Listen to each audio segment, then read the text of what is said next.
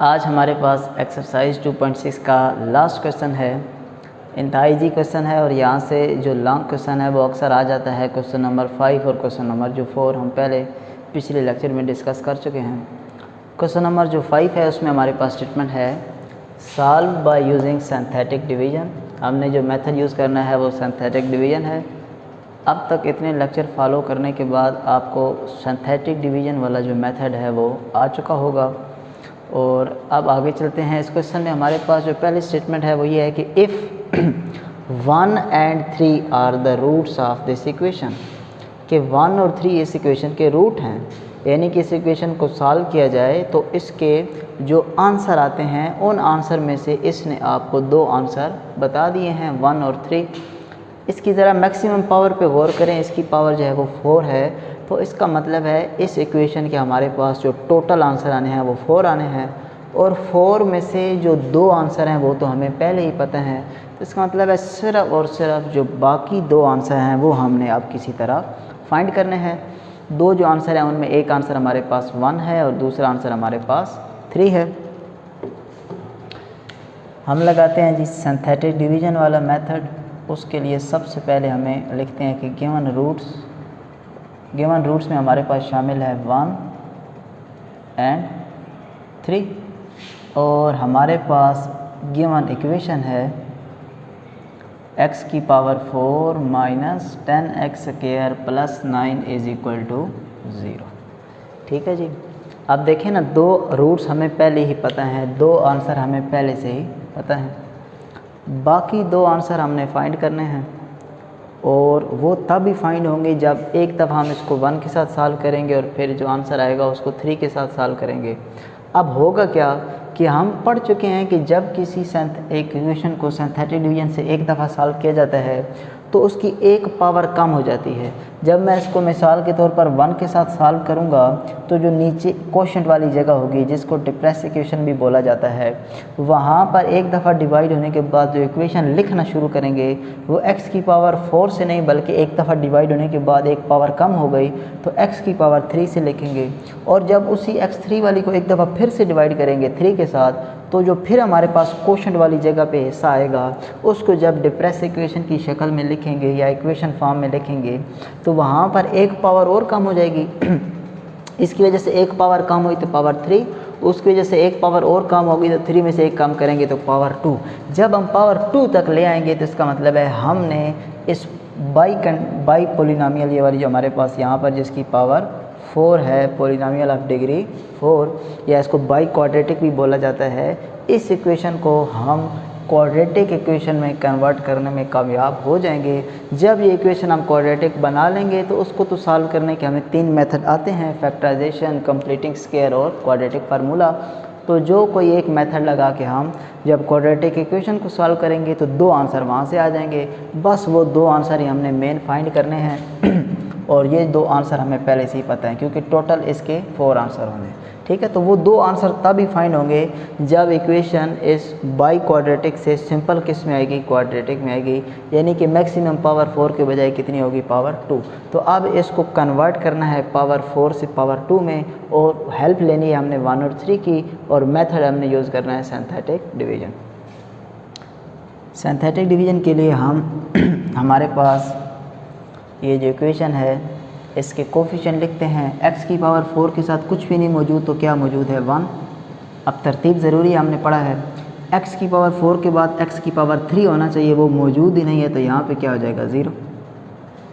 उससे अगले हमारे पास आ गया x है, उसकी जगह पर आ गया हमारे पास माइनस का 10 और एंड पर इधर क्या होना चाहिए था, x, वो भी नहीं मौजूद, उसकी जगह पे 0 और एंड पर हमारे पास आ गया यहाँ पर 9। तो जो टर्म यहाँ पर मौजूद नहीं है हम उसकी जगह पर 0 लिखते जा रहे हैं। एक्स क्यूब गायब था और x गायब था, बाकी हमारे पास वैल्यूज़ मौजूद थी। एक दफ़ा हम इसको सॉल्व करते हैं जी 1 के साथ। ये 1 इससे मल्टीप्लाई होकर 1 प्लस 0 फिर से 1 इससे मल्टीप्लाई होकर फिर से 1 और यहाँ पर आ जाएगा 1। इसको सॉल्व करेंगे तो माइनस का 9, ये इससे मल्टीप्लाई होगा तो माइनस का 9, माइनस 9, 0 फिर से माइनस 9, 1 इससे मल्टीप्लाई आएगा तो फिर माइनस 9 और ये एंड पर कैंसिल होने के बाद क्या हो चुका है हमारे पास, 0। ठीक है जी। तो जो हमारे पास बनी डिप्रेस्ड इक्वेशन वो यहाँ से शुरू करनी है। एक दफ़ा डिवाइड हो चुका है तो पावर कितनी हो जाएगी 3। तो कोफिशिएंट क्या है 1x3 लिख दें या सिर्फ x की पावर 3 लिख दें, एक ही बात है। फिर तरतीब लिखनी है x क्यूब के बाद 1x स्क्वायर, सिर्फ x स्क्वायर भी लिखते हैं तो एक ही बात है, इधर 1 लिखें या ना लिखें फ़र्क नहीं पड़ता। उसके बाद -9 और तरतीब के मुताबिक x आएगा और अब कांस्टेंट में हमारे पास क्या आ जाएगा -9 और इक्वल टू 0। तो इक्वेशन हमारे पास पावर 4 से पावर 3 में कन्वर्ट हो गई है। अब इस पावर 3 को अब हम किस के साथ 3 के साथ जब सॉल्व करेंगे तो ये एक दफ़ा और कम होकर किस में आ जाएगी 3 के बजाय पावर 2 में आ जाएगी और फिर बन जाएगी क्वाड्रेटिक इक्वेशन और वहाँ पे हम इसको सॉल्व कर लेंगे। तो यहाँ पे अगर इसको सिंथेटिक डिवीजन से सॉल्व करना चाहें तो x क्यूब का कोफिशिएंट 1, इसका कोफिशिएंट भी 1, इसका कोफिशिएंट -9, इसका कोफिशिएंट -9। इसको सॉल्व करना है अब हमने 3 के साथ, ठीक है। आप चाहें तो इस इक्वेशन को पहले 3 से हल करें, जो बच्चे उसको 1 से करें, इससे कोई फ़र्क नहीं पड़ता, ठीक है। आप चाहे 1 से पहले सॉल्व करें या 3 से। तो 1 हमारे पास यहाँ पर आ गया, 3 इससे मल्टीप्लाई करके 3 + 1 4 हो जाएंगे। यहाँ पर इनको मल्टीप्लाई करेंगे तो 12, यहाँ से हमारे पास 3 आ जाएगा और इसको इससे मल्टीप्लाई करेंगे तो 9 और इक्वल के आ गए यहाँ पर 0। तो इनके असल में अगर आपका रिमाइंडर 0 आ रहा है यहाँ भी और यहाँ भी, इसका मतलब है आप जो सिंथेटिक डिवीजन वाला मेथड है वो बिल्कुल ठीक लगा रहे हैं। तो अब यहाँ पर जो हमारे पास नई डिप्रेस्ड इक्वेशन बनी 1, अब क्योंकि x क्यूब है ना तो डिवाइड होने के बाद पावर कम होगी तो 1x स्क्वायर, तो सिंपल x स्क्वायर लिख देते हैं, +4x + 3 = 0, ठीक है। तो ये यहाँ तक पहुँचने के लिए बुक वाले ने हमें कहा था कि आप सिंथेटिक डिवीजन लगाओ और 1 और 3 ये जो हैं इस इक्वेशन के रूट्स हैं, तो हमने इसको इसके साथ सॉल्व किया और हमें पता है कि जब कोई वैल्यू किसी का रूट होती है तो रिमाइंडर हमेशा हमारे पास क्या आता है 0 आता है। ये पेपर में MCQs आ जाए कि जो 1 है वो इस इक्वेशन का रूट है तो बताइए रिमाइंडर क्या होगा। तो याद रखिएगा कोई वैल्यू जब किसी इक्वेशन का पॉलिनोमियल का रूट होती है, फैक्टर होती है, ज़ीरो ऑफ पॉलिनोमियल होती है, ये 3-4 जो नाम मैंने लिए इनमें से कोई भी नाम आ जाए तो रिमाइंडर हमारे पास एंड पर 0 ही बनता है। अब ये हमारे पास इक्वेशन आ गई जी, इसको सॉल्व करते हैं। ये क्वाड्रेटिक इक्वेशन है। यहाँ पर जब हम इसको सॉल्व करेंगे तो हमारे पास 2 आंसर आएंगे, वही 2 आंसर हमें दरकार हैं क्योंकि उसने बोला था सॉल्व करें इस इक्वेशन को। इस इक्वेशन को सॉल्व करने का मतलब है इसके 4 आंसर आएंगे। 2 आंसर बुक वाले ने बता दिए, 2 हमने खुद निकालने थे। वो तभी पॉसिबल थे जब इक्वेशन कन्वर्ट हो जाती क्वाड्रेटिक इक्वेशन में। तो यहाँ पर हमने इसको सबसे पहले कन्वर्ट कर दिया है क्वाड्रेटिक इक्वेशन। अब फैक्टराइजेशन ही करते हैं, फर्स्ट वैल्यू और last value as it is लिखते हैं। मल्टीप्लाई करें तो 3 आए, प्लस और माइनस करें तो 4 आए। तो 3x और 1x, क्यों जी, प्लस करेंगे तो 4 और मल्टीप्लाई करेंगे तो 3। दोनों में से अगर x कॉमन तो x + 3, यहाँ से 1 कॉमन तो x + 3। एक दफ़ा हो जाएगा x + 3, एक दफ़ा हो जाएगा x + 1 = 0। इसको अलहदा से 0 और इसको अलहदा से 0। यहाँ से आंसर -3, यहाँ से आंसर आपके पास -1। तो 2 आंसर आपको गिवन थे 1 और 3 और 2 आंसर आपने ख़ुद से फाइंड कर लिए जिनमें आपके पास मौजूद है -1 और -3। ठीक हो गई जी यहाँ तक बात। तो ये क्वेश्चन का जो हमारे पास फर्स्ट पार्ट था वो है। अब बिल्कुल सेम इसी तरह हमारे पास है इसी क्वेश्चन का सेकंड पार्ट, वो भी सेम इसी पैटर्न पे हमने सॉल्व करना है।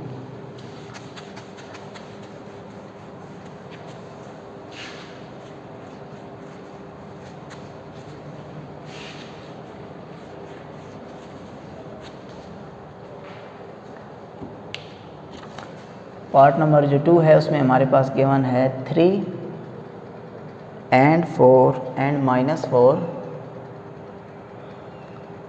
are the roots of the equation।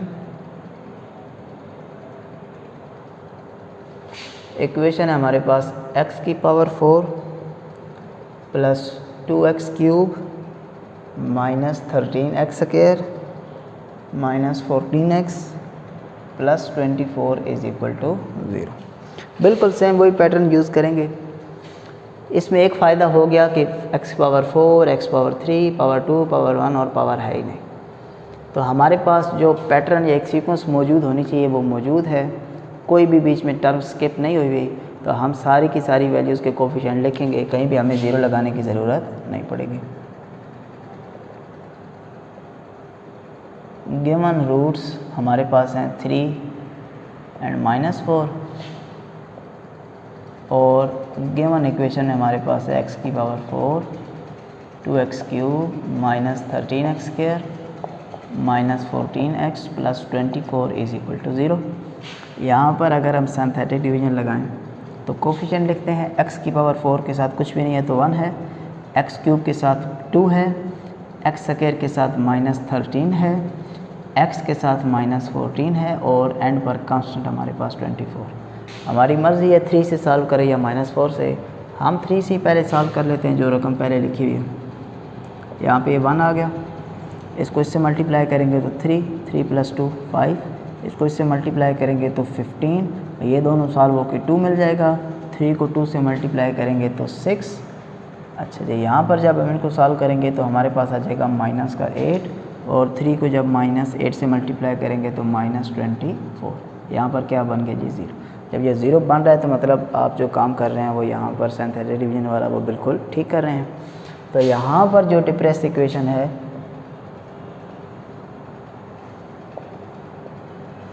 उसके मुताबिक x4 था ना, तो एक दफ़ा डिवाइड होने के बाद पावर कम होगी तो 1x³ या सिंपल x³, उसके बाद आ गया 5x², उसके बाद आ गया 2x, उसके बाद आ गया हमारे पास -8 = 0। यहाँ से इसको भी सिंथेटिक डिवीजन से सॉल्व करते हैं। 1 5 2 -8। अब हम इसको सॉल्व करेंगे -4 के साथ। 1 इससे मल्टीप्लाई होने के बाद -4, 1 इससे मल्टीप्लाई होने के बाद फिर से -4, यहाँ से -2, 4 और 2 मिलकर 8 हो गए और माइनस और माइनस प्लस हो गए, ये कैंसिल होकर रिमाइंडर फिर से 0। तो जो डिप्रेस्ड इक्वेशन आई हमारे पास वो बनी 1x³ था ना, तो एक वैल्यू कम होने के बाद 1x² simple x² plus x -2 = 0। ठीक है जी। अब हमारे पास ये इक्वेशन क्वाड्रेटिक इक्वेशन तक कन्वर्ट हो गई है, तो बस इस इक्वेशन को सॉल्व करेंगे और हमारे पास 2 आंसर आ जाएंगे। अब इसमें हमने जो वैल्यूज़ लिखनी है वो इस तरह होनी चाहिए कि मल्टीप्लाई किए जाए तो हमारे पास क्या निकले जी 2, और अगर उन वैल्यूज़ को आपस में प्लस किया जाए या माइनस किया जाए तो जो हमारे पास आंसर है वो क्या निकलना चाहिए 1। तो ये 2 है ना हमारे पास, तो 2 को तो 2 से मल्टीप्लाई करें तो 1 आता है। इसका मतलब है जो फैक्टर हमारे पास बन रहे हैं वो क्या बन रहे हैं 2 और 1। 2 और 1 को अगर मल्टीप्लाई किया जाए तो 2 आ जाएगा, लेकिन अगर इनको ऐड किया जाए तो क्या आ जाएगा 3 आ जाएगा। अच्छा, फिर हम कहते हैं जी कुछ ज़रा साइन चेंज करते हैं। अगर मैं लिखूँ -2 और +1, तो मल्टीप्लाई करूँ तो -2 आ जाएगा, लेकिन ऐड करूँगा तो बचेगा -1, क्योंकि बड़ी वैल्यू के साथ -1 है। मैं साइन फिर से चेंज करता हूँ, मैं इसके साथ +2 लिखता हूँ और इसके साथ -1। अब भी जब मैं इनको मल्टीप्लाई करूँगा 2 और -1 को, तो आंसर क्या निकलेगा -2, और अगर मैं इनको आपस में सॉल्व करूँगा तो मेरे पास आंसर क्या निकलेगा 1। तो इसका मतलब है 2 और जो 1 है ये हमारे पास फैक्टर्स हैं, लेकिन जिस चीज़ का हमें ध्यान रखना है वो ये कि हमने जो साइन लगाने हैं बड़े एहतियात से लगाने हैं ताकि हर तरह की जो कंडीशन है वो पूरी हो। तो x² + x -2 = 0, फर्स्ट वैल्यू और last value as it is. Multiply किया जाए तो हमारे पास आना चाहिए -2, तो +2x और माइनस का 1x। मल्टीप्लाई करूँगा तो -2x² और ऐड करूँगा तो 2 में से 1 माइनस होके 1। यहाँ से x कॉमन, x + 2, यहाँ से -1 कॉमन और x + 2। एक दफ़ा x -1, एक दफ़ा x + 2। फिर हम कहेंगे जी आइदर और इसको अलहदा से 0 के बराबर और इसको अलहदा से 0 के बराबर। यहाँ से ये आंसर 1, यहाँ से ये आंसर -2। तो 2 आंसर हमारे पास यहाँ पर आ गए, 2 आंसर हमारे पास पहले से थे। तो हम कह सकते हैं कि सॉल्यूशन ऑफ गिवन इक्वेशन, जो भी हमारे पास इक्वेशन है लिखना चाहें इज़, सॉल्यूशन में हमारे पास क्या क्या आंसर आया। 3 आया, वो पहले से मौजूद था। -4 हमने अपनी तरफ से निकाला आंसर 1 और -2। तो ये 4 जो हैं इसी के सॉल्यूशन हैं, इस इक्वेशन के आंसर हैं। क्योंकि इसकी पावर मैक्सिमम 4 थी तो इसके 4 आंसर रहने थे। ये हमारे पास हो गई जी एक्सरसाइज 2.6 ख़त्म। इंशाल्लाह नेक्स्ट लेक्चर में नेक्स्ट एक्सरसाइज स्टार्ट करेंगे। अल्लाह हाफ़िज़।